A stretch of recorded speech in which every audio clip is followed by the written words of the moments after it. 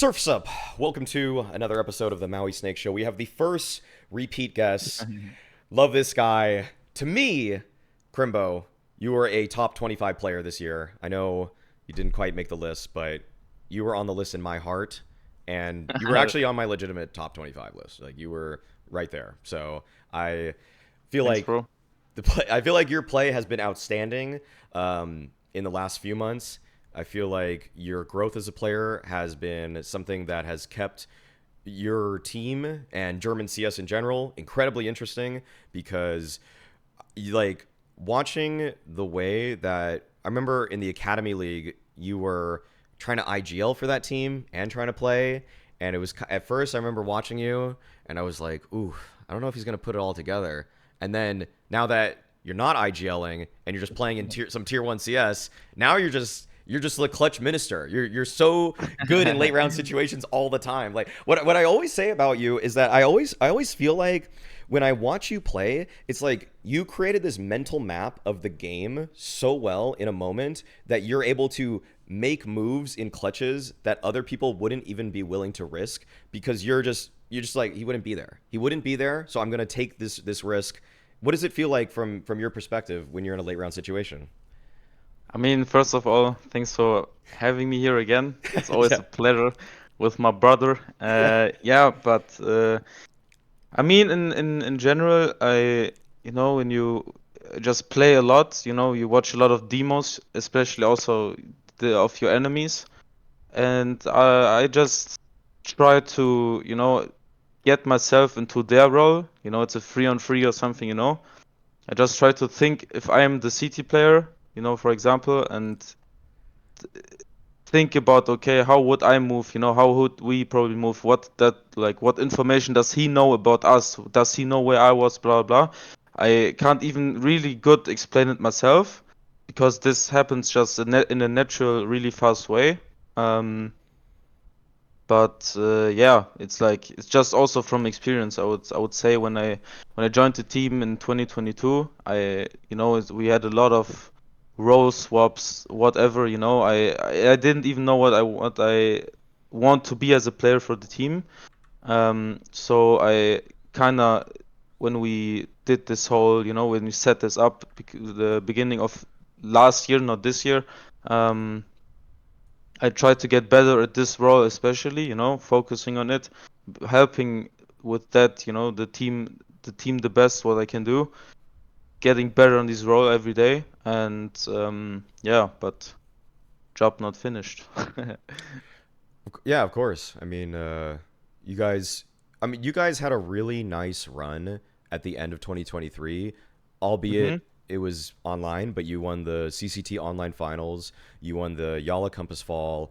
Uh, Yeah. you had an unfortunate run in the Sydney qualifier, which we talked about a little bit before the show started. Just that Yeah. you ended up playing a team that cheated, and then you lost because and then there's nothing it's okay, I'll just say this. It's criminal that in this space if you play a qualifier and I don't know if fans know this, and that's why I want to just bring this up, is that if you play a team that cheats in a qualifier in this space, if you lose, like there's nothing really that happens. You just like they'll find out that they cheated later, but they kind of just move the results up for everybody, and then whoever Yeah. won, if it was that team that won, then I think the second place team just basically gets the spot. But the teams that they Yeah. beat along the way don't really um, they don't do anything about it. They don't like redo the matches or anything like that. There's just kind of not the time for it.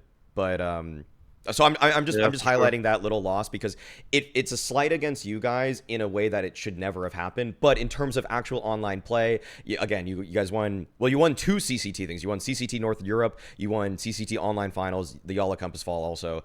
Mhm. What do you think has been the driving factor for why you and Big have been so successful in the last quarter of the year? I mean, it was kind of important for us, because we were not in Abu Dhabi.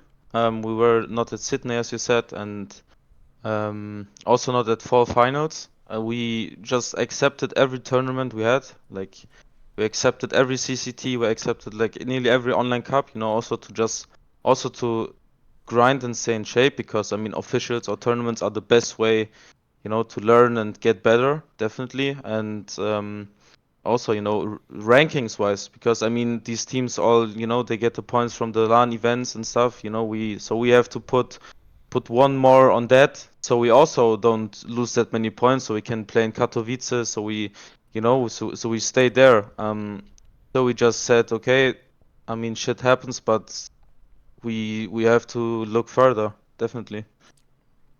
So let's talk about the fact that once CS2 hit, though, you guys, I would say you guys had a pretty marked uptick in performance because the beginning of 2023, I mean, you had some okay placings here and there, kind of, No. but they weren't on the biggest of stages. But then it feels like once CS2 hit, that's when you guys started winning these events that I've already mentioned. So, what do you think it is about CS2 that has made Big more successful, or do you think it even is CS2? Do you think it could be something else?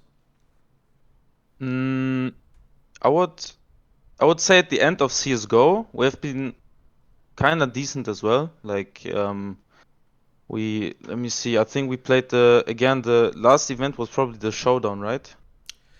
Yeah, Yeah, the that's showdown was the last event, I think. When we We're, played showdown, we were also like at this phase, we were pro league, we were in playoffs. We lost to a pretty good, solid Eternal Fire at the playoffs, so yeah, no shame to that. They were really good. And then we won another CCT, I think. And then at the end of like the showdowns, we beat Ns, I think, as I believe. We beat nine, yep. and I think we lost to Cloud9 in the end, in the final. I think we lost to them also in 2022, also in the final. So Yeah, it's you maybe lost to our them in two. I nemesis remember a you bit lost to them there. in two different showdowns, which Yeah, made me really sad. always in But the final. yeah, yeah, yeah. And I mean, at the end of CS:GO, it was also really looking promising because True. we were going through some tough times. We had roster changes. Here and there. We were building our new lineup with three new players: Mantuu coming in, Sin Prosus coming up from the academy team, and it's not gonna like in this constellation. Mantuu didn't play over 1 year professional. Sin and Prosus, Sin of course had a few games in tier one, but for example Prosus never. So we of course don't expect to beat everyone at the first few months. So I mean we just grinded. We tried to get better the whole time. And when CS2 came out, I would say we played even more than most of the teams. I must say, we played insane amount of hours. We trained 9 hours a day as a team, and then played Face It afterwards. Like whoever wanted. And because it's just a new game, the mechanics aren't really there. Of course, you still get the Counter-Strike feeling, right? But the mechanics in general, like the rifle wide swing for Mantu also, getting to know how he has to hold an angle now, probably a bit more to the left or to the right, because you never know what happens. And then also his flex needs to be on point when he doesn't one strafe, and stuff like this. And this just gets a bit more natural when you play a lot. And yeah, I mean, we haven't really. I think we never played CS2 on LAN yet. Um, but definitely it's really hard. Also G2 played online finals. Or other teams. I think OG as well and stuff like this. It's hard to beat these tier two teams. I swear they have like most of the players in tier 2, tier 3, tier 1, everyone watches each other's demos, right? Everyone has the same nades, everyone has kind of the same strats. At the end it's also about skill and shooting some heads. And yeah, I think it went pretty well. It's not easy to always beat these teams clean, in a clean way as you would expect, for example, or on LAN. um but yeah, we definitely try to make the best out of it. Let's talk about the mechanics of CS2 because it's something that I've noticed when I've been playing the game a lot. That, like you're saying, with the wide swinging and everything like that. Like, I guess what I'm trying to do here is for a fan, because a lot of fans do just watch the game and they don't actually play it. What is it about wide swinging? Is there anything you can like pinpoint that's just harder to where like Peaker's advantage? People talk about it. Like, is it? Does it feel faster to you? Does it feel like the models are different? Does it feel like the hit reg is different? Like, what is it Mm, about wide swinging that feels so powerful? Because I notice it too when I play. Like, it feel. I'll just say like when I'm on a pistol round, I want a mm. Glock. I want a Glock always Yeah, because 100%, I just want to run 100%. and shoot with a Glock. It feels way better than a USP. Yeah, for sure. I don't know actually what it is, but as a CT, let's say it feels faster. I don't think it is really faster, but maybe it has something to do with, with the hit rec and sub tick as well when you miss a shot. I don't know. Sometimes it still feels a bit off because it's when you have a better ping or a better PC, you have a bigger advantage in CS2 now, I think, than in CS:GO. So that also comes everything into play when a Russian guy with 70 ping white strays you.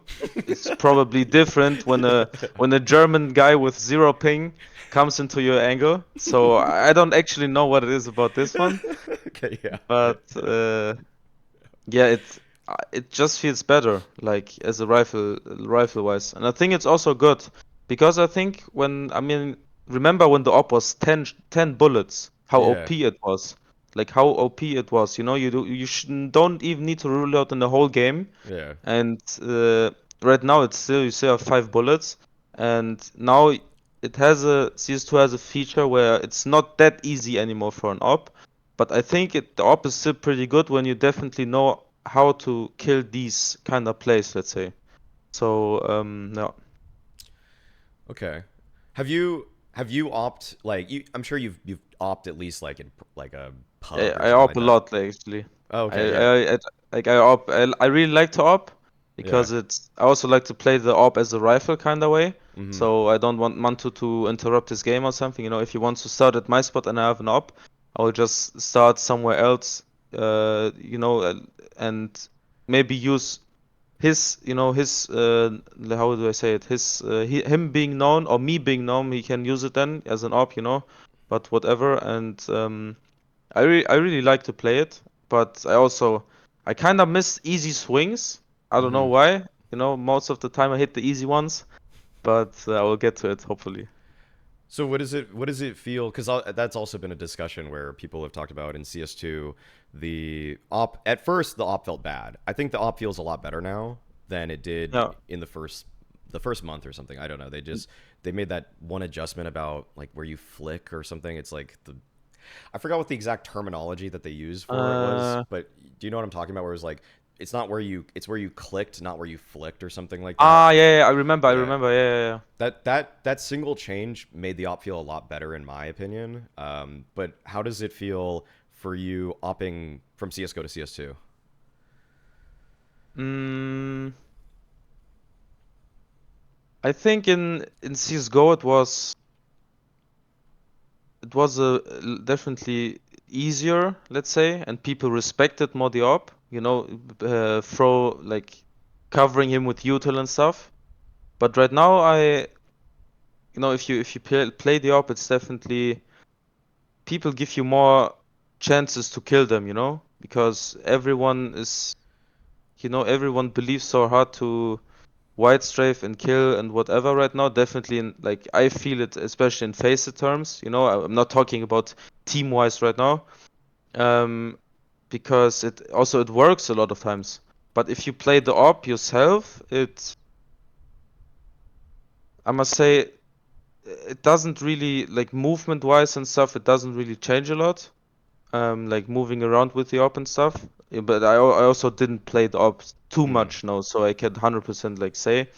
But I think there's also one thing still a bit weird because when you shoot and you have the, like, you insta resume on, like shoot, reload, and insta resume, it's not instantly 100% accurate. I think I saw a tweet last time.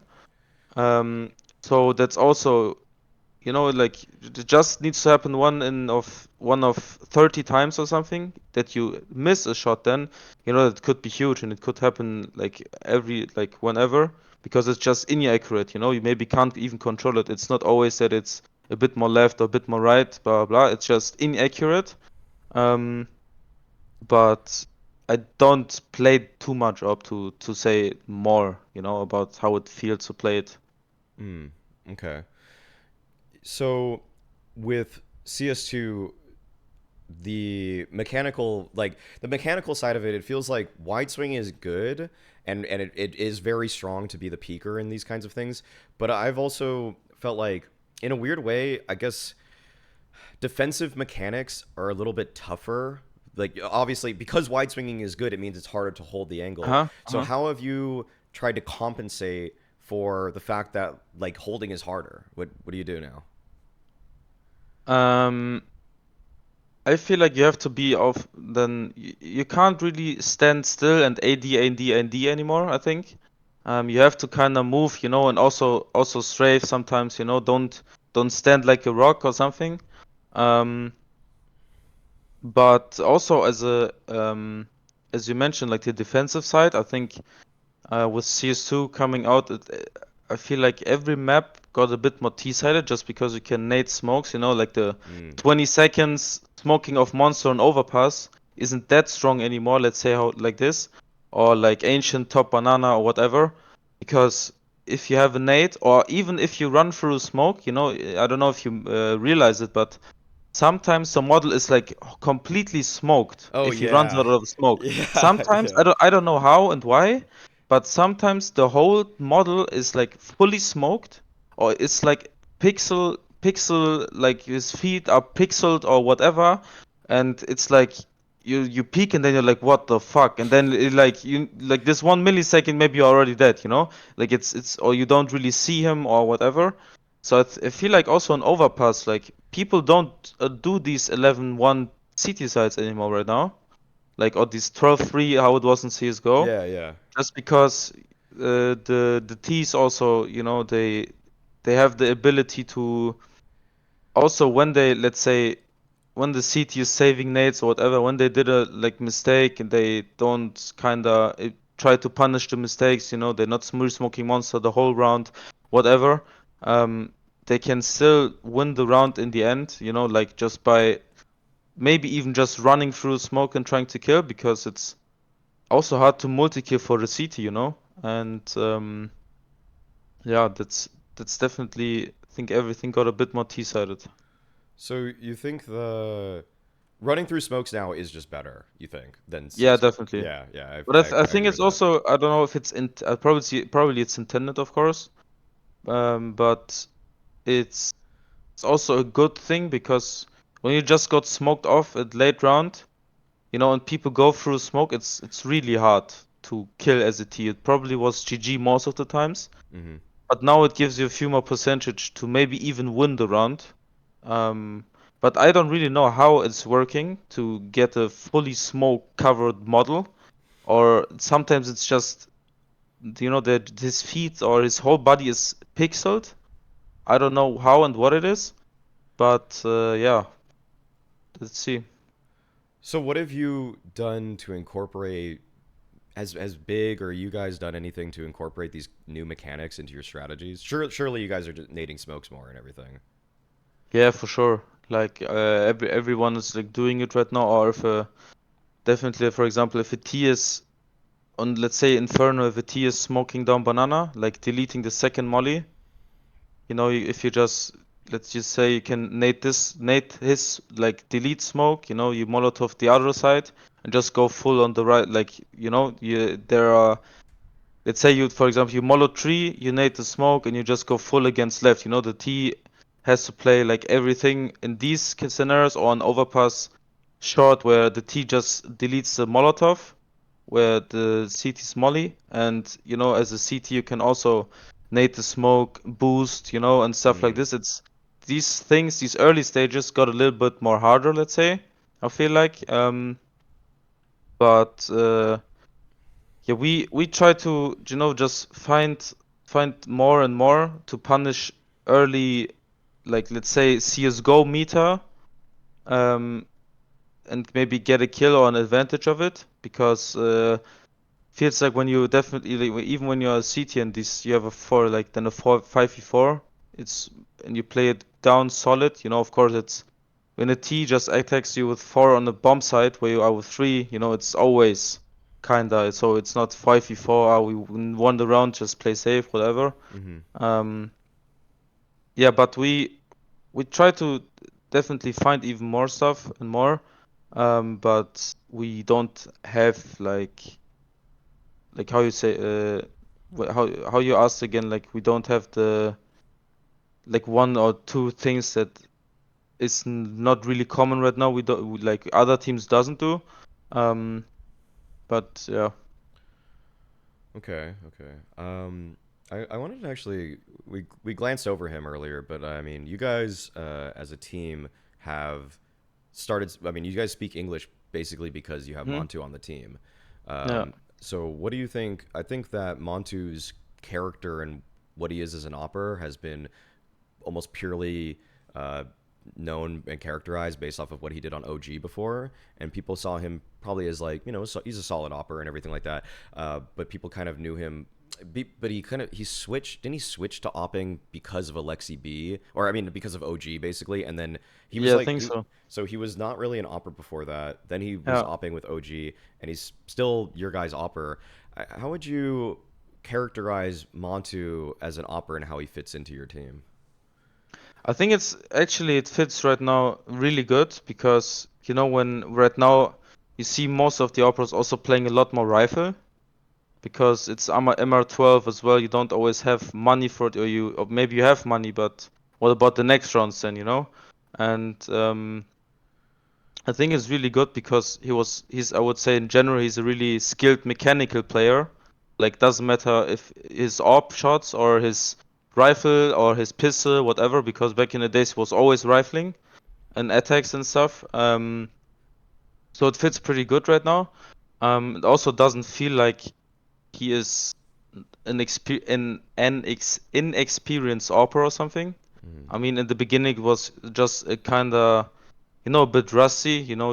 You get to play back your first official like after 1.5 years or whatever. I don't know how long he had a break. And here his first game is like instant blast, spring groups. Instant. We played Astralis or Liquid or something. I don't remember exactly, but I think it fits really good right now. And he also really likes to play rifle, and is just also just a really good soldier. If we want to try something, if you want to try, rifling a whole game or something, in a practice game, he will just do it. And he will definitely just play it. Also, not if he doesn't want. He would always try the best out of it to also see the sample size we have. So not if we ask him to, hey, maybe let's try it playing rifle, and it's like, that's not the case. And I actually didn't know that he was made an opera in OG. Like I knew he was a rifle before, but when I think about it, I didn't. What happened there? Like, who was upping before? Well, he wasn't. Well, OG was formed with him, so So he got picked up from ethics, like being a rifle to being OG's op. Was it like this? I think he probably. I mean, it's from the best of my memory here. It's I think he was probably a hybrid. One shot. I don't want to say he like literally took it up if he didn't, because I remember he definitely did lightly use it on previously before that. But I'm pretty sure there was some story with him having taken up the op not long or with OG, like not long before or with OG. But it was No, I think it was like this. yeah, yeah. In ethics, no, in ethics he was slacks the whole time, Yeah, yeah, like yeah, at yeah. the end. Right. Then in OG was signed as an offer. Yeah, exactly. Exactly. No, So, yeah, that's I mean, that's why it's kind of like a I feel like when watching Montu back on OG, it felt kind of like when he was in the right position, he would do pretty well always. yeah, for sure. He wasn't always the most proactive opper. Like how about now? Like how does it feel like with Montu calling his own number? Because I think that's something we always talk about with just op discussions. Like I mean, Simple's obviously been the best at it ever because he just would always hunt new fights all the time. How is Montu with hunting new fights for you and your team? I think at the beginning. He was. He can be really greedy with doing a lot of peaks and repeaks and offensive moves. Okay. Definitely in the beginning when when he played Inferno, for example, um he tried to make an aggressive move like always. But then he also, it was his first games being back after such a long time. And then, of course, he kind of understood that it's not always the best, maybe right now. Like because of this and this.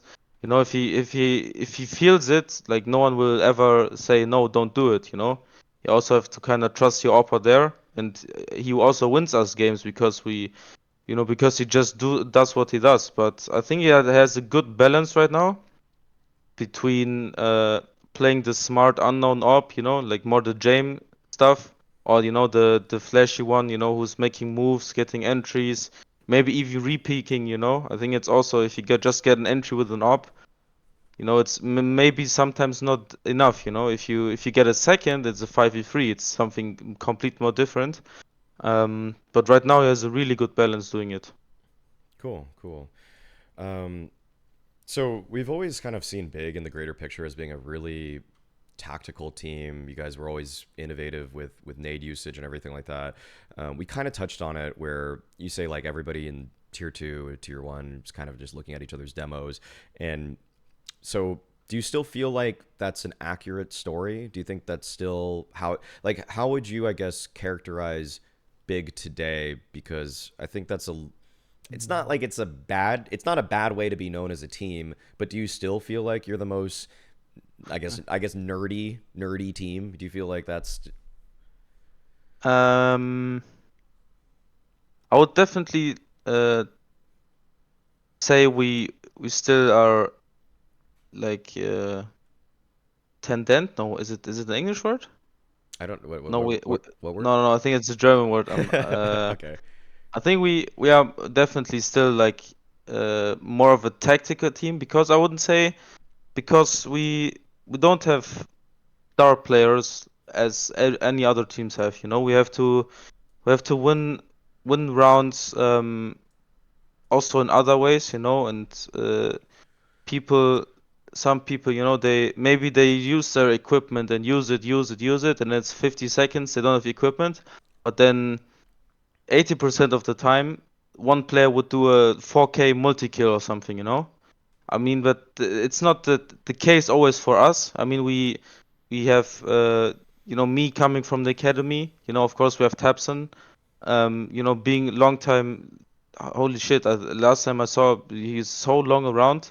Like it's actually crazy. I didn't even realize. And Sin Pros is coming up. They need to also feel how it is to play tier one. First lance, whatever. And I think we need to grind rounds more with also that's why we do it with utility and with smartness or being greedy, not using nades. Then someone else would maybe do it, but would get a kill more. Let's say it how it is. Let's say like this. But yeah, I would definitely say that we are still more of a tactical team Hmm. than other teams. Okay, okay. So it's still like it's a fairly fair characterization of you guys and how you play. Okay, I wanted to get some of your like big picture thoughts on the space. That's generally Hmm? what I do on this show with like other analysts and things like that. But I wanted to get into the HLTV top 20 and your thoughts on any of the positions so far because as of the time of recording this, and I am going to just publish this right after, the 20 through 10 spots have been released. So I'll give you time to like bring up the Uh-huh. list and what you think of it. Um, First of all, as I will continue to glaze you, yeah, could have been you at number 20, but that's okay. We'll move on from I that. mean, it's fair, man. Like we won shit this year, Like we played in Brazil on stage. We didn't we didn't qualify for Paris. Hmm. We didn't play Sydney. We didn't play Abu Dhabi. We didn't play fall finals at last. Hmm. It's a lot of events. Like it's not counting when we play good against online teams. These Yeah, of numbers course. are not really, they don't really care. Of course, they had good games, but yeah, Uh, it's definitely fair. okay, so my looking at the But where's list. the list? Do you have a link? Oh yeah, I'll send you. I'll send you right now. I'm sending you it on Twitter just literally because if I Yeah, open for sure. Discord and mess it up, then it'll change the layout. But so basically so my biggest gripe with it, and I'm gonna make this public because this is kind of my biggest statement right now, is Uh-huh. that I don't think Frozen should be 12. I thought Frozen was a top 7 player in 2023. I first want to ask you about what you think of him, and is do you think 12 is a fitting position for him? I also think he was higher. I also think it was like I also did a kinda list. I didn't write it down or something. I think it was around like also 7 or 8 in Mm-hmm. my list. I mean I think he's definitely a really good player, also insane good late round player. Um, but I don't know why he's on 12 actually. Okay, yeah. Like it also was a bit confusing for me because I think Down is still coming, right? Yeah, Stound's still And coming, and I thought Frozen's definitely above I also Stound, thought but he's about like no yeah. hate like against these players, of course, Of but course, of course, of course. I think Frozen had a better year than Stown, and Mm-hmm. but Stown also had a great year, they won Washington, but Maus also won Pro League and played a lot playoffs, LAN events, Yes. as same as Heroic, but I felt like also statistic wise, I didn't look up the numbers. Also, Frozen was better Mm. than the players coming now, but I don't know what counts in and what not, so it's hard to say. But for me as a top player, like just say top 20 players of 2023, I would put Frozen definitely around like 7 or 8. Okay, okay. That was all for me. That was for my agenda because I just really was took so much issue with him being 12 and or basically not a top 10 player because even I know that I might lightly overrate him if I'm being like if I'm trying to be purely objective, but in terms of what I value, that's why I had him at 7. But and I could have been okay with him being like 8th, maybe Hmm. ninth, maybe, but not a top 10 is just crazy to me. I want to know from this list and like looking at other top players because of course obviously you're an exceptional player yourself. Who are pros that you look at when you watch demos to try to learn from the most? Mm, I really like to watch Nerds because Mm, he's also playing kind of my positions, let's say. For example, Blame F is or Frozen are not playing my positions most, especially on CT because they play the roles. For example, Thompson is playing right now, and I don't watch them a lot. But I would definitely say Nerds because he's a more aggressive player than me, and it's also just cool to see why or like just how he does it, and but he also can play the passive, like the normal lurk, let's say, can also play really good. But he has more of that aggressive side of him that I also definitely look out for. But in general, I it's maybe I'm forgetting anyone, but wait, let me look up the list. But I'd say like in general, other riflers you maybe compare yourself to. I wouldn't. I mean like there's the other riflers that are gonna come up are gonna be Spinx, ropz, Stown. I have, yeah, of course. I'm just looking at the top 20 list, and I'm Mm, like the 10 to 20. Of course, I yeah. like, especially Spinks and ropz as well, because like for sure, like if you're a lurker, you watch them, of course, because they're the best lurkers this year. Like they played outstanding, both of them. Um, Who do you yeah, think's better? definitely. Who do you think's better? Spinx or ropz? Damn, damn. Uh,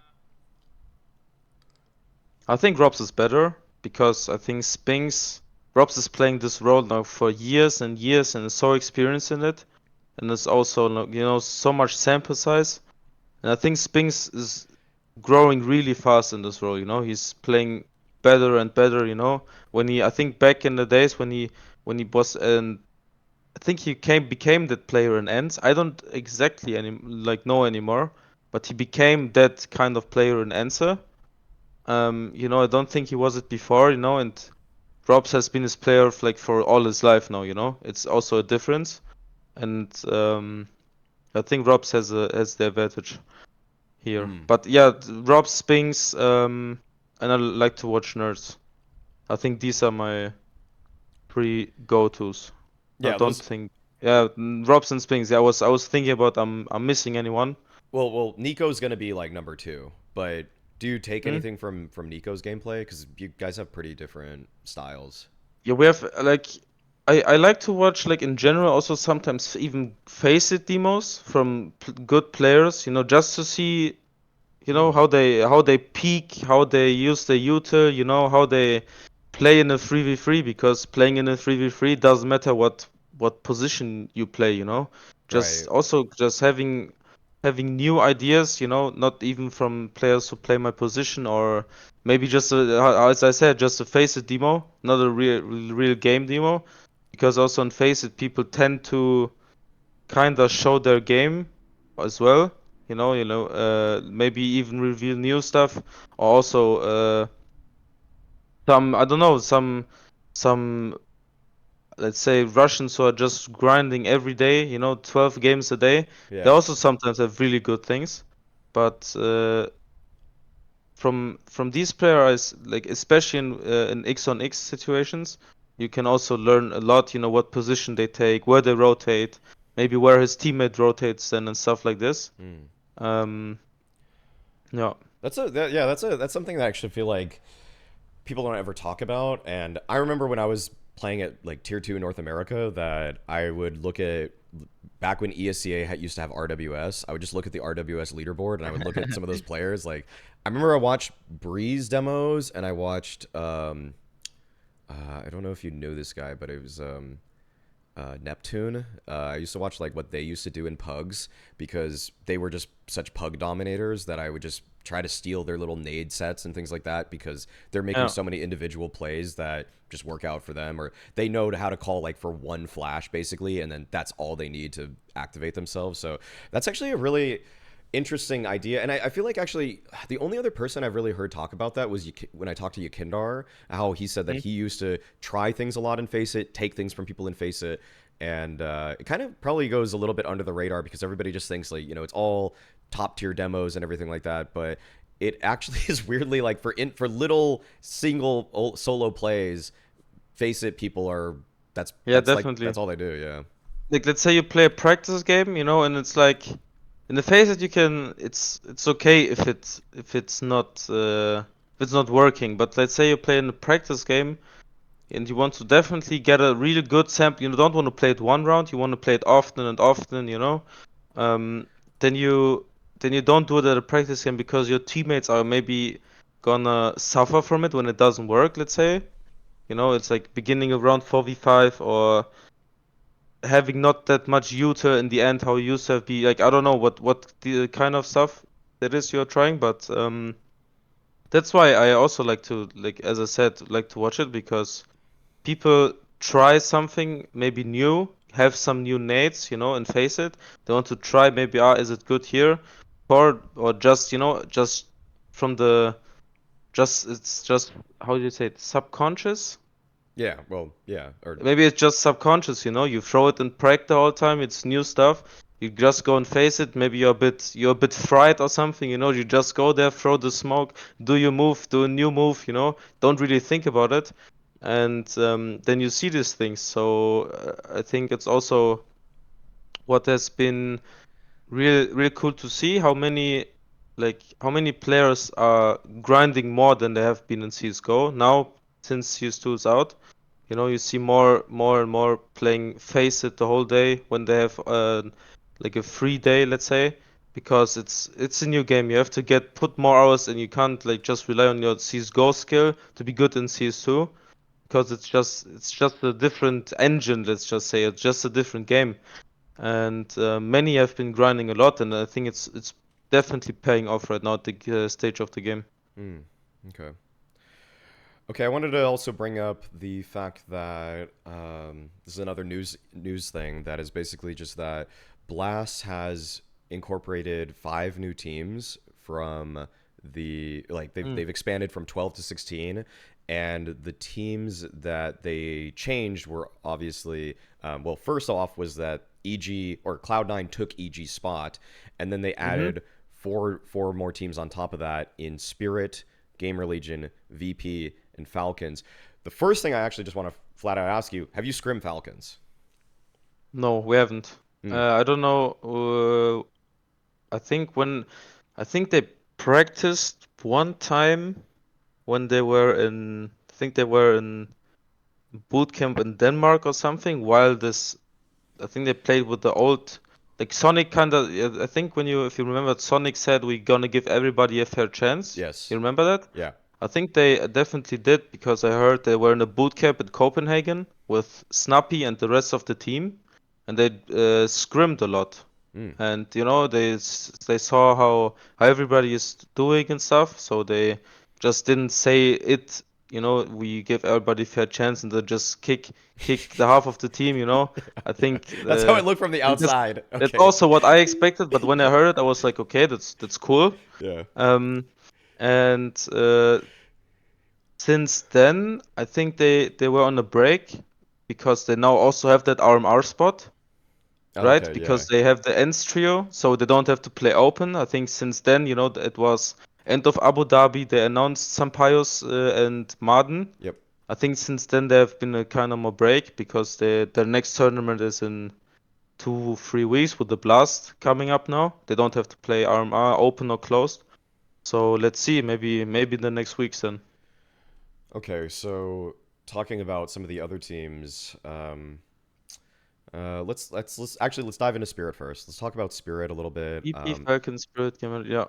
So for Spirit right now, they've signed Shiro, so people haven't really seen their new lineup. Well, first, actually, I'll ask the same question. Have you scrimmed Spirit once they've signed Shiro, or is everybody just on a No, break right now? Is every I mean I think I played a lot Face It against Shiro and like okay?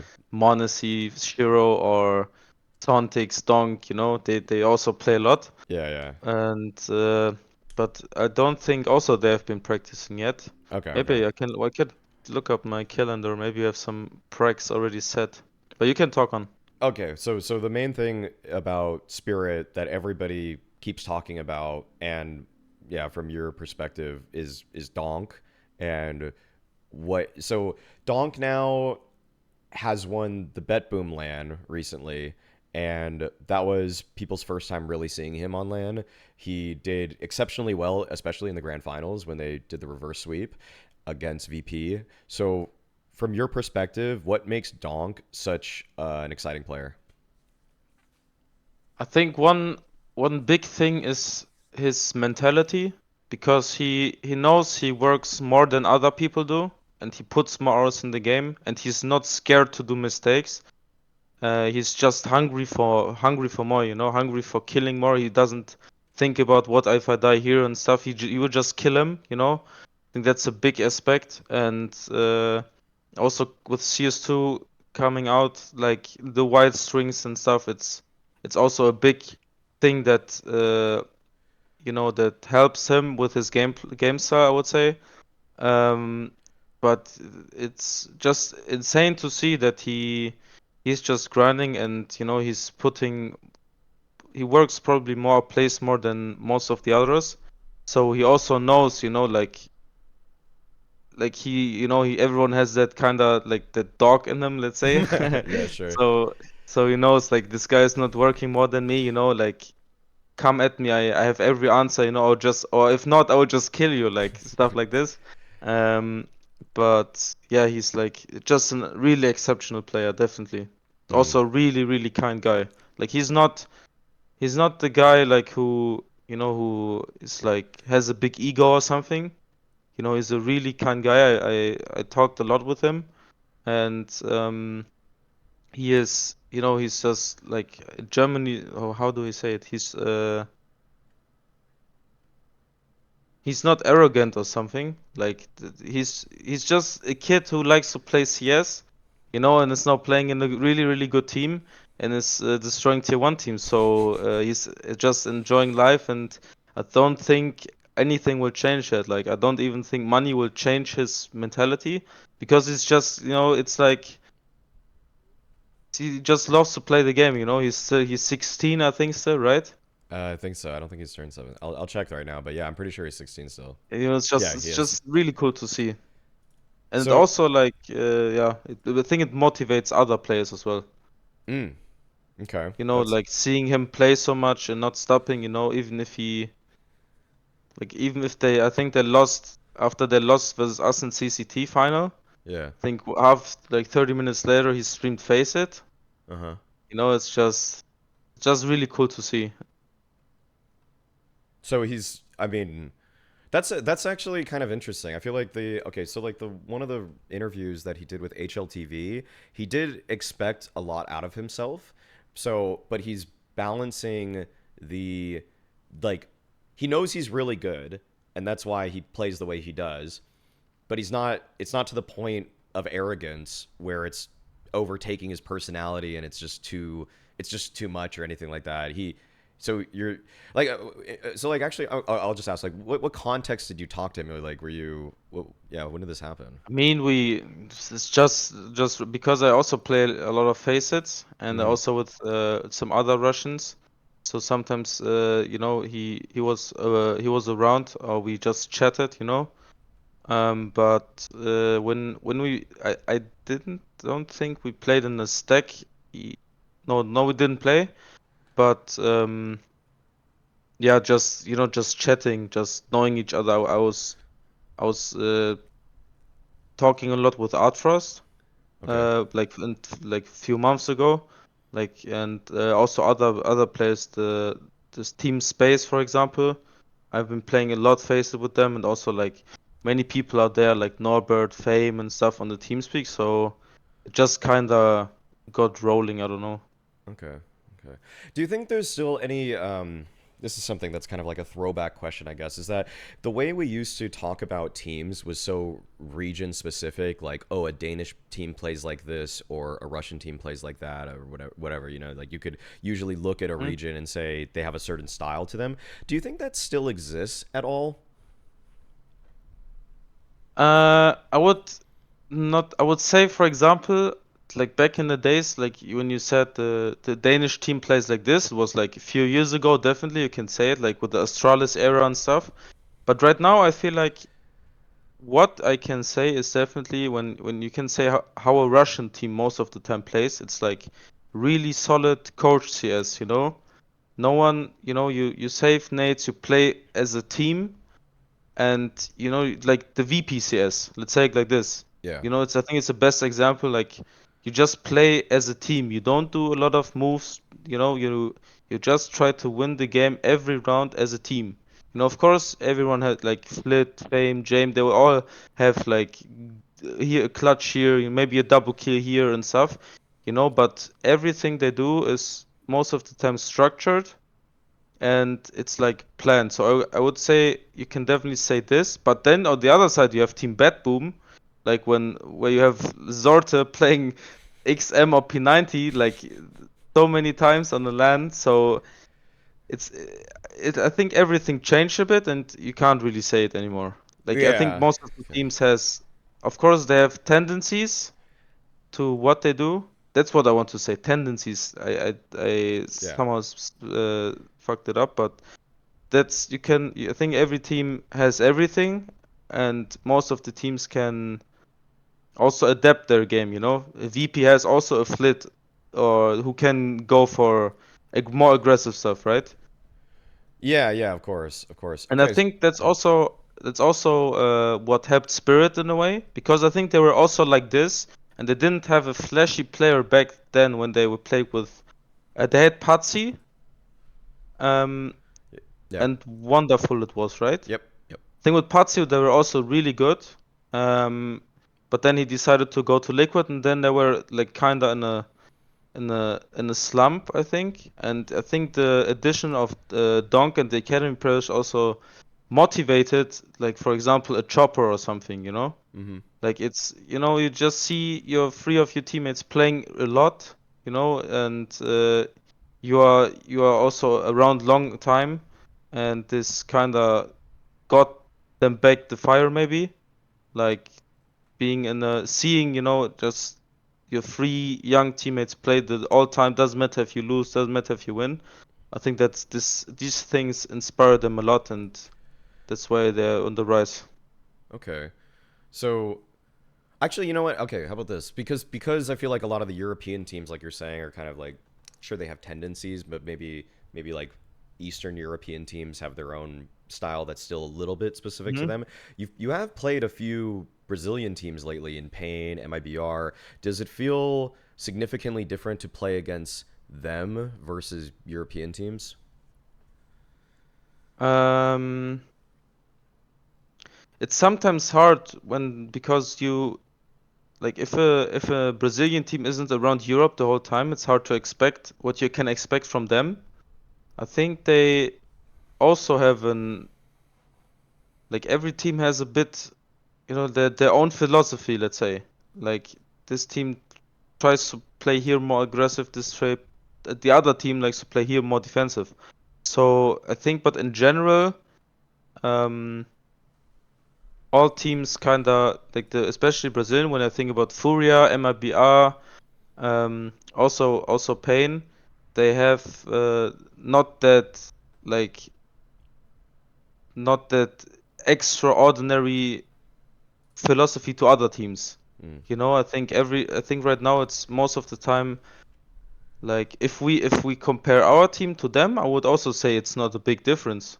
Like I think every team has everything and it's not that big of a difference right now. mm, okay. Yeah, I just kind of bring it up because I do feel like with the way that CS has gone, especially kind of in the new, I'd say in the last 4 or 5 years, four-ish years or so, like it feels like a lot of teams are starting to just, everybody's kind of just taking from each other so constantly now that Yeah, for sure. regional styles are a little bit less, like you said, there's some tendency still there, but it's a lot less obvious than back in the day when it was like, oh, okay, we know that this whole region, like Brazil, would play a weirdly aggressive style and do a lot of seemingly solo random plays. And now I think I think it's just kind of a refinement of everybody's style that is just kind of the best way to play CS. Um, which kind of makes me, well, I want to actually move up from that to like the some of the top teams, like who, because we talked about players already as well of who you looked at. What teams do you find you and Big for that matter looking at to try to take from, say, in the top five? Are you stealing more from G2? I mean, are you stealing from FaZe? You looking at Vitality stuff? What, like, who do you think? Actually, I'll make the question even more direct. Who have you learned the most from of those teams? Oh, like handling wise and see like defensive wise, I think VP is always good to watch Okay. because like they always know like they are not getting caught off guard or something, if they hit something, they have a plan. For example, CT wise now, and also how they default as a T. It's also I think every team like needs to have an also like how we say in English needs to have a bit idea of that VP style in their game because sometimes your move don't work and stuff like this, and they really know how to default. But I think in other aspects, Vitality is playing extraordinary right now. They're playing really good. I think Apex is calling insane. The strategies they have and when they play it has been on point versus like the best teams in the world. Um, so they're like if I have to pick one, I would choose Vitality 100%. Okay. Okay. So, ZywOo playing. I saw a lot of. When I looked at my phone, I had like 50 tabs open. I had like HLTV, I had like Twitter, I have like everything open. And then I had one the tab from Mauisnake ZywOo Cultural Impact. And I okay. was like, what the fuck? Like, because I saw you always say because he's not like, he didn't leave his mark or something, like with the, like, simple has his flashy place. You mean like this?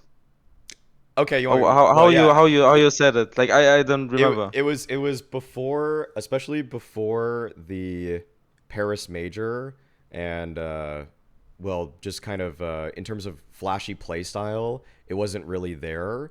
I have seen so much more from him in the last 6 months Ah, okay, that okay, that okay. that he has just he's just shown.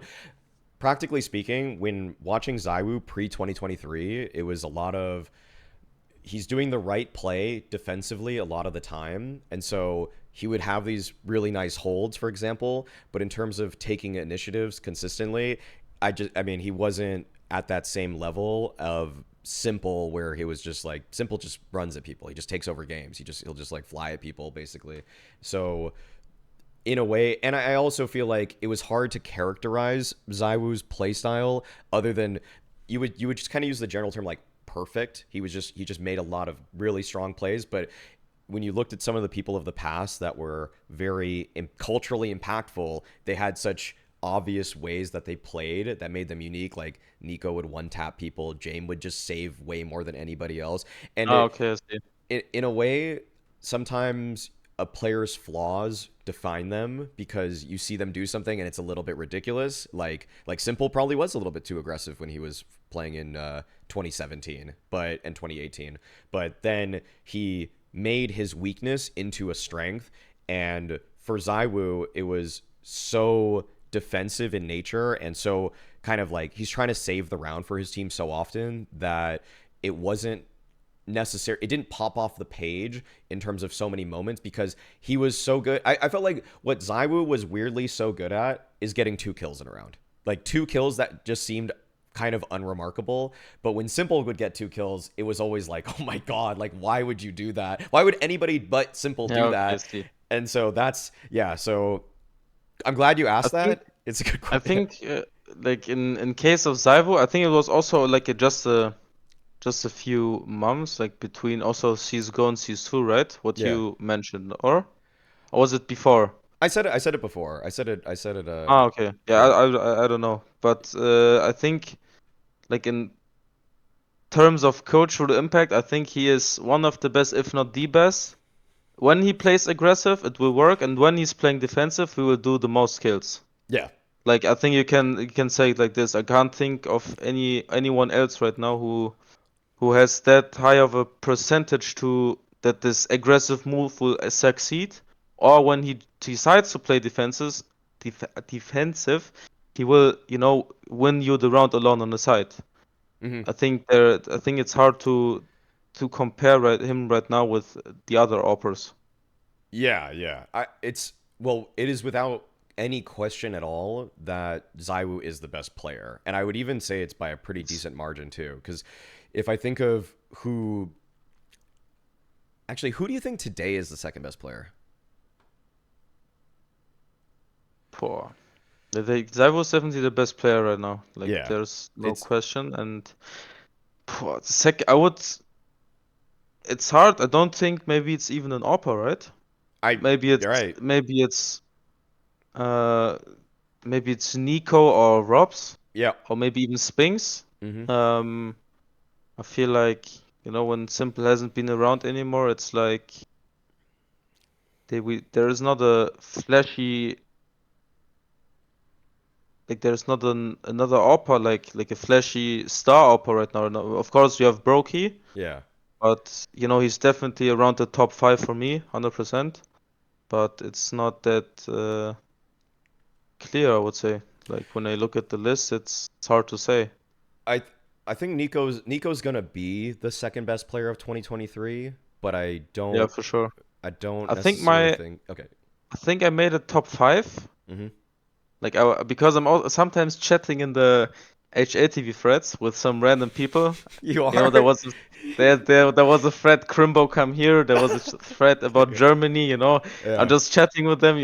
Because I grew up with this threads thing. I have my account for like 5 years or something. Yeah. And I was like, because it's also sometimes fun because they talk so much shit or I know. whatever. I know. I know. It's just fun to chat. This guy said he has my WhatsApp number. Wait, he will write in five whatever.